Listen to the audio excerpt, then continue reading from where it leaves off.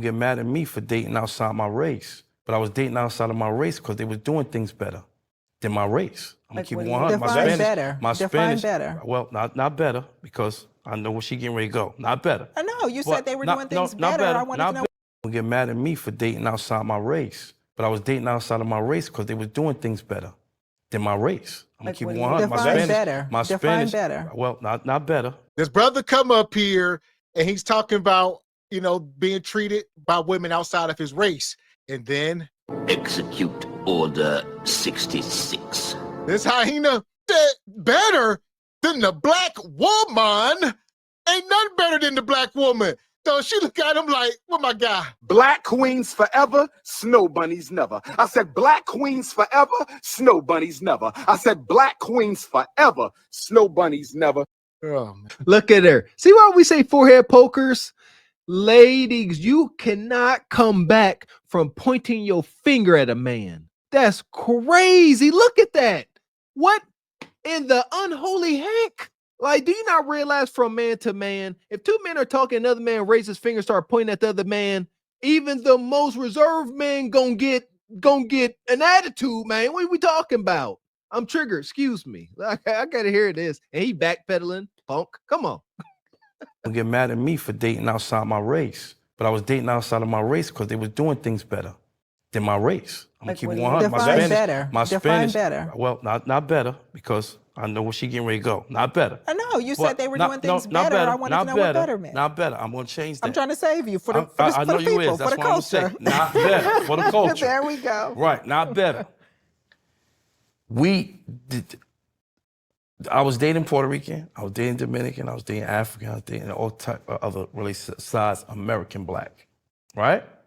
They were doing way more of what we expect we want our woman to do more than our American. Our American got real comfortable with— Give me some examples. Oh man, I mean, their mannerisms are different. Like even my Indian one was from Syria, one of them countries over there, right? I didn't have to really say much to do and be treated like a king. You see what I'm saying? A lot of times with our own American black, they expect so much of us and what we're supposed to do.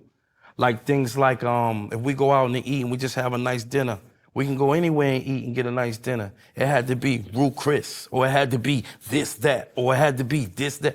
Then I get somebody that's just as fine, a Cuban or a Colombian.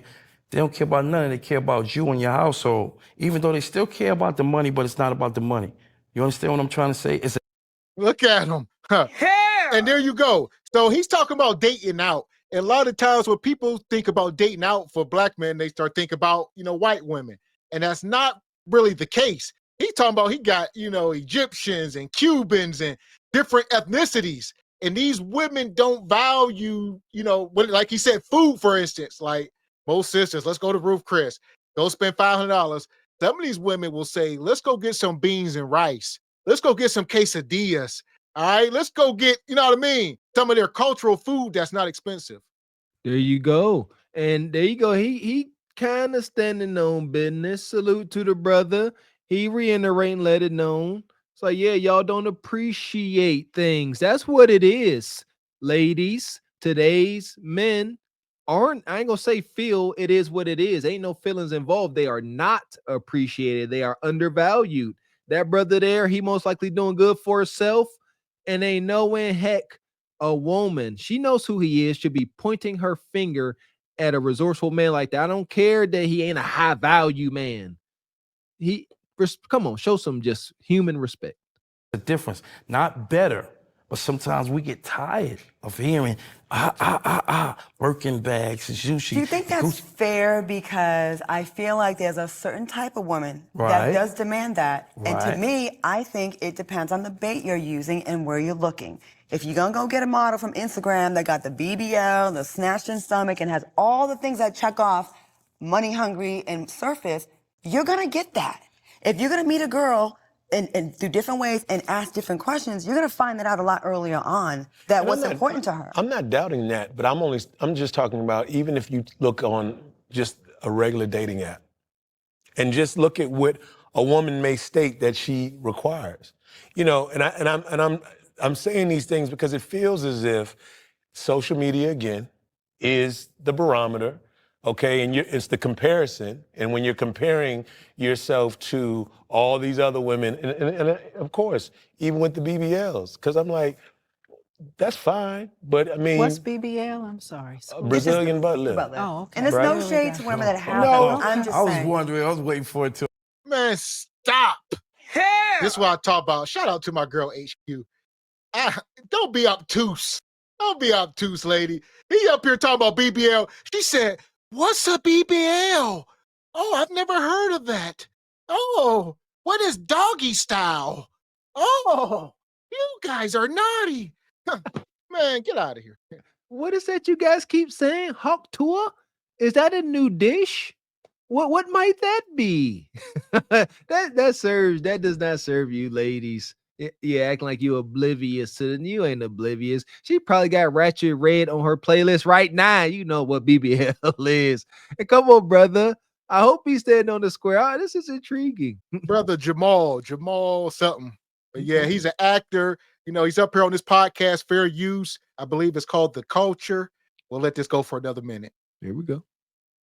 Brazilian butt lift. Oh, okay. And it's no shade to women that have it. I'm just saying. I was wondering, I was waiting for it too. I'm like, excuse me? It's no shade to everyone that has them. I'm just saying, if you're going by just surface things and that's who you're going afterwards, then guess what? She gonna run them pockets. No, and I'm not, and I want to get your thoughts, Doc, and as well, Amy, as a woman dating or even considering, I think that a lot of times, you know, we do value women, but when you talk about Black relationships, I think we all come with some baggage, all right? Now, some of us have some baggage that's not gonna fit in the overhead compartment, and some of us have some baggage that you're gonna have to pay a whole lot more for to get on this flight, right? But the reality of it is, that's just who we are, and I'm talking about historic.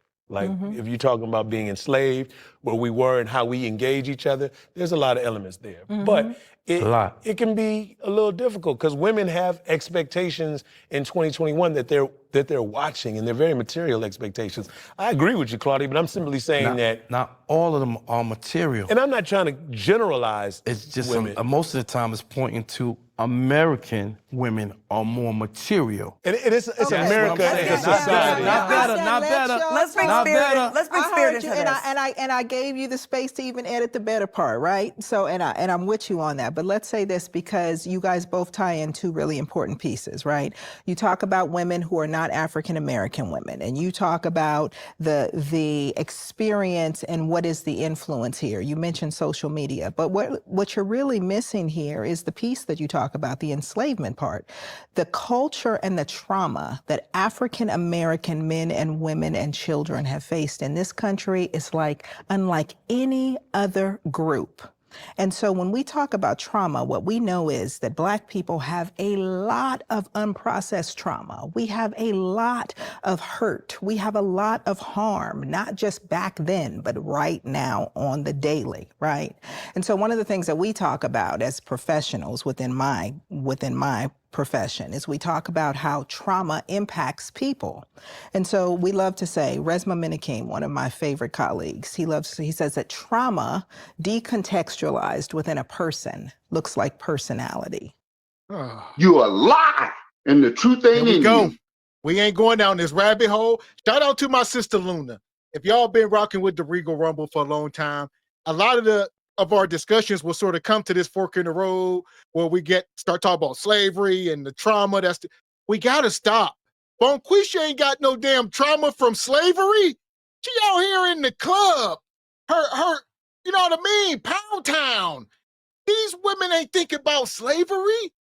Listen here, man. A lot of us are living our ancestors' greatest prayers. Stop playing with it. Sister, you sitting up here on TV in a leather chair with your fancy boots on. A lot of us are prayers answered. Like, goodness gracious. Yeah, stop. Like, this is dating. This is dating and relationships. This is not Ayanna Save My Life, Dr. Phil. Kev said it best. You come out to the dating market, you need to be presenting your best self. You will be a fool as a man or a woman to look to a mate, somebody you looking to spend your life with and build with, looking for them to help fix your traumas. Good luck with it. So, I mean, like, seriously, no accountability.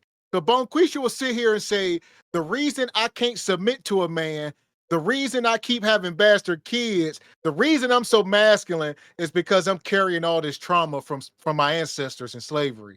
get help, get some healing, dig deeper. I'm just get on my nerves. And why am I? Because she said her pointing her damn finger like she got all the answers, and the trauma and hurt is oozing out your face.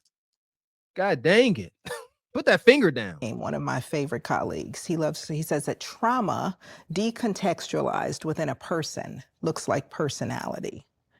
And that trauma decontextualized within a family looks like family traits. And that trauma decontextualized within a people looks like culture, right? And so when you talk about how African-American women present and what they need as it relates to security and finances and the finer things in life, and to look a certain way and to want a certain thing from their man and to have certain expectations, it's because of the trauma that we are still trying to survive.